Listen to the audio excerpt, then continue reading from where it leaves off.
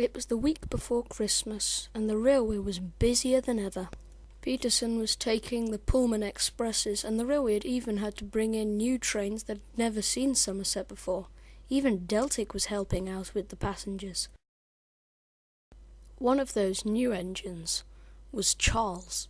He was a Southern Railway N15 class and proud of it. Actually, his real name was Levain, but they used to call him Lavatory back at Eastleigh, so he changed it to Charles. Charles puffed casually into the yard and drove next to Riddles. "Hi," said Riddles. "You must be Charles. I'm Riddles." This must be what they warned me about at Eastleigh." "And what would that be, Charles?" "They warned me I would be sharing a shed with such ruffians from Somerset." As Charles chuckled to himself, Riddles left the yard feeling very sorry for himself. A little later that day, Charles was asked to bring a train up the steeply inclining branch line. "Oh, this will be a doddle. I'll be up that hill in no time," he said. "Be warned, it has rained a lot, and the track's quite steep, so it might be slippery," warned the signalman. "Oh, I'll be fine," said Charles.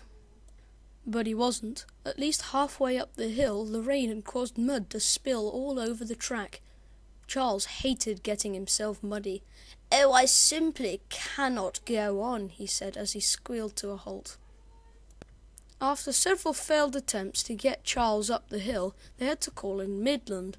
Midland hadn't personally met Charles yet, but from what he'd heard from Riddles, he wasn't thinking it was the nicest of engines. "Come on, it's just a small mud puddle, you big girl's blouse," said Midland as he coupled up to the train. "It's not small, it's at least a foot wide. I could get my buffer beam dirty." Try as he might, he couldn't get Charles to budge. "Come on, you fat lump, get moving," he snarled. "Oh, I will not get dirty," said Charles angrily. Suddenly there was a loud clank and a hiss, and a lot of smoke came erupting out of Midland's left-hand side. "Ow, I think I've burst a cylinder," said Midland. After helping another engine to couple up to the front and bring the passengers away, Charles watched the workmen prepare to get Midland to the yard. When they did get there, it was very early in the morning and the other trains were all asleep, but the workman was still awake and ready to work. It doesn't look too good," said the manager. "It looks like Midland won't be working for quite a while." Charles just slunk back into a corner and pretended he wasn't there. After an uneasy night's sleep, Midland awoke the next morning to find the other engines looking concerned towards him. "Are you all right?" said Collett, who was looking most concerned of all. "That was a pretty loud bang you made there," said Dillon, the shunter. "Deltic and I were standing nearby when you went bang. Deltic asked me what it was, but I couldn't tell. I can tell you now it was one of me cylinders, and it's done more damage than you would have thought. Since I'm inside cylinder, it's blown a hole in the bottom of me boiler." "Ooh, that's not very good," said Collett. Midland looked around the yard. "Where's Charles?" "Charles?